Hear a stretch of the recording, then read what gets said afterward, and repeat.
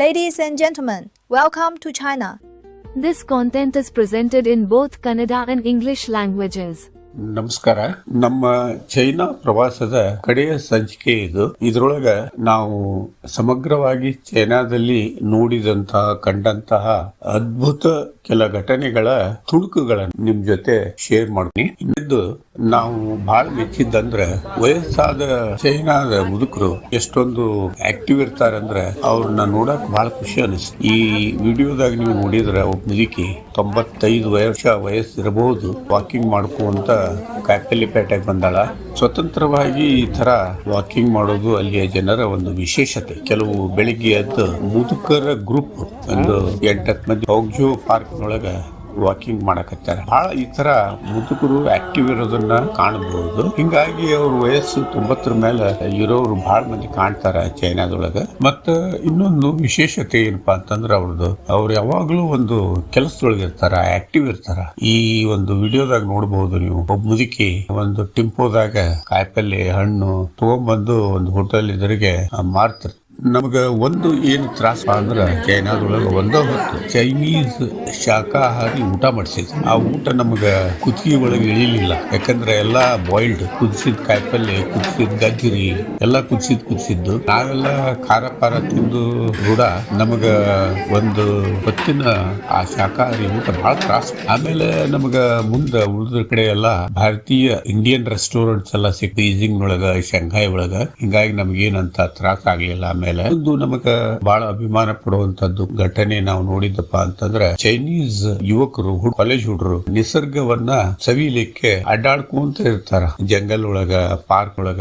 ಹಿಂಗಾಗಿ ಇದು ಅವರ ಮಾನಸಿಕ ಮತ್ತು ದೈಹಿಕ ಆರೋಗ್ಯವನ್ನ ಹೆಚ್ಚಿಸ್ತೈತೆ ಅಂತ ನಮ್ಗ ಅನಿಸ್ತು. ನಮ್ ಕುಟಾಗೂ ಪಾರ್ಕಿಗೆ ಬಂದಿದ್ರು ಅವರು. ಇನ್ನೊಂದು ನಾವು ನೋಡಿದ್ದಪ್ಪ ಅಂತಂದ್ರ, ಚೈನಾ ಜನ ಯಾವಾಗ್ಲೂ ಬಹಳ ಖುಷಿಯಾಗಿರ್ತಾರ.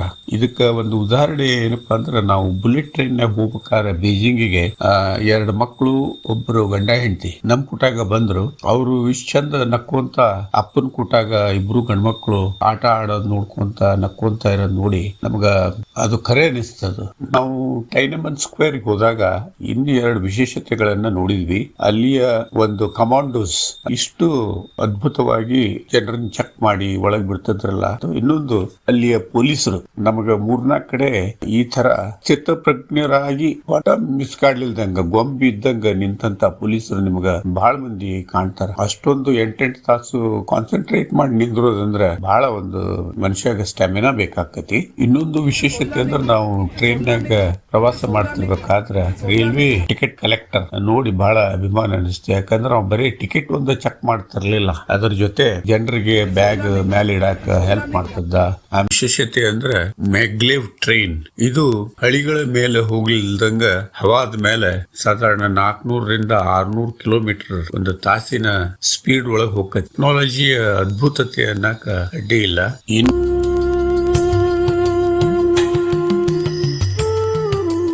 ಅಂದ್ರೆ ಚೈನಾದಲ್ಲಿ ಇವನ್ ಸಣ್ಣ ಕೆಲಸ ಮಾಡೋರು, ಕತ್ರಿ ಸಾಣಿಗಿ ಮಾಡೋರನ್ರಿ, ಚಪ್ಪಲ್ ಹೊಲಿಯೋರನ್ರಿ, ನಮ್ಮಲ್ಲಿ ಹೆಂಗ ಕೈ ಕೆಲಸದಿಂದ ಇವನ್ನೆಲ್ಲ ಮಾಡ್ತಾರ. ಅಲ್ಲೆಲ್ಲ ಹಂಗಲ್ಲ, ಮಷಿನ್ ಮೇಲೆ ಉಪಯೋಗಿಸಿಕೊಂಡು ಕೆಲಸ ಮಾಡ್ತಾರ. ಹಿಂಗಾಗಿ ತಂತ್ರಜ್ಞಾನದೊಳಗ ಇವರೆಲ್ಲ ಬಹಳ ಮುಂದುವರೆದಾರ. ಇವತ್ತು ಅಂತಂದ್ರ ಚೈನಿ ಮದ್ವಿ ಆಗುವಂತ ತಯಾರಿರುವಂತ ಬ್ರೈಡ್ಸ್, ವಧುಗಳು, ಅವರು ಒಂದು ಡ್ರೆಸ್ಸಿಂಗ್ಸ್ ನಮಗ ಬಹಳ ನೋಡ್ಲಿಕ್ಕೆ ಚಂದ ಅನಿಸ್ತೆ. ಒಂದು ಮಜಾ ಅಂದ್ರೆ, ನಾವು ಚೈನಾ ಗ್ರೇಟ್ ವಾಲ್ ನೋಡಕ್ ಹೋದಾಗ ನಮ್ಮ ಗ್ರೂಪ್ ನಲ್ಲಿರುವಂತಹ ಕೆಲವರು ಆ ಚೈನಿ ಹಳೆ ಕಾಲದ ಸೈನಿಕರ ಡ್ರೆಸ್ ಹಾಕೊಂಡು ಖುಷಿ ಪಟ್ಟದ್ದು ಬಹಳ ಮಜಾ ಅನಿಸ್ತು.